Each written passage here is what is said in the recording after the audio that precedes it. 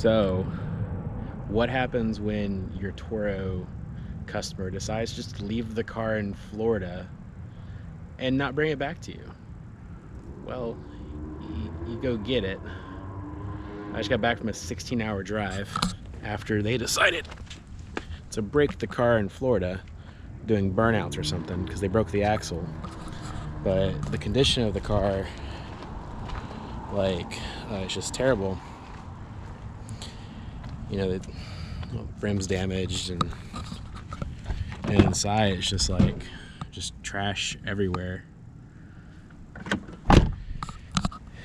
They left it on the side of the road, and they're like, "Oh, it's at a friend's house. It's at a friend's house. We're gonna, we'll bring it back to you. Bring it back to you." And well, I get down there, and it's been there since the 18th. So they were just basically driving this thing for free until it broke down, because they had this for almost a month, and then they were saying, "Oh, it's broken," but apparently it was still working up to that point. But it won't move. I think the axles are broken. There's just crap everywhere. There's a shirt, pillow.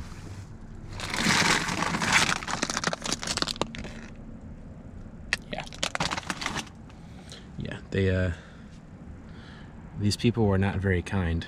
A 16-hour road trip just to get plates not even on the car. It's just, this is one of the dangers of renting on Turo, is people doing stupid stuff. Like, I have my rules set where you can't take the car out of the surrounding states, but they decide they're gonna go to Florida and stay in Florida, and then just not bring the car back, making me for over a month have to figure out where the car is, have to go get it, figuring it all out.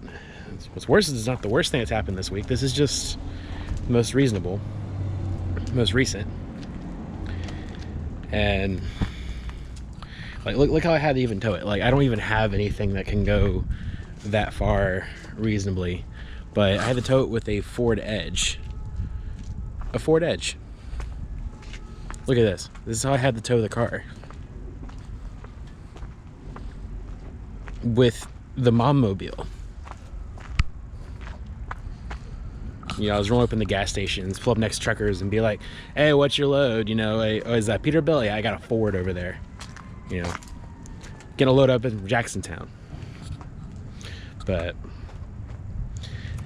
had to get a U-Haul. U-Haul says that will not pull this, but yet it pulls it wonderfully. But this is the world's cheapest Abarth.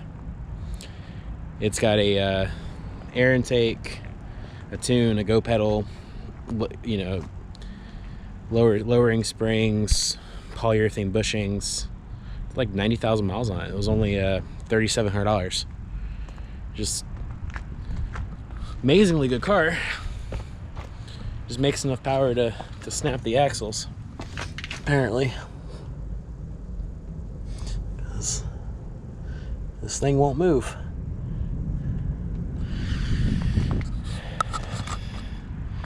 And it's not the first air breakdown we've had this week.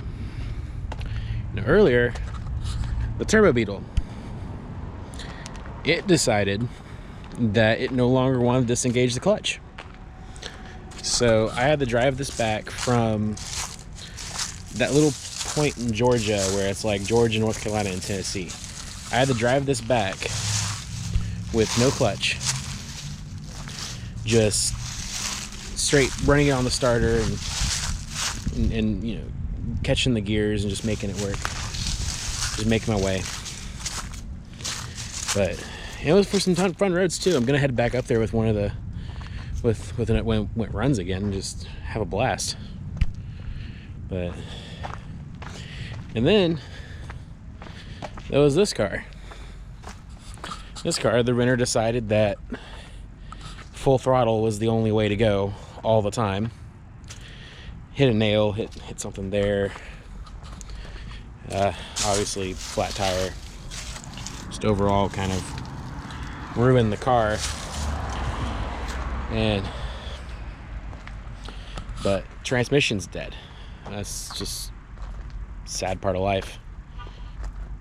But hopefully we can get this car up and running soon. It's nice to get back on the road. It's a pretty good money maker when it's not being held hostage 7 hours away. But I'll make a video on the other crazy incident that happened this week involving the Equinox. So stay tuned for that one.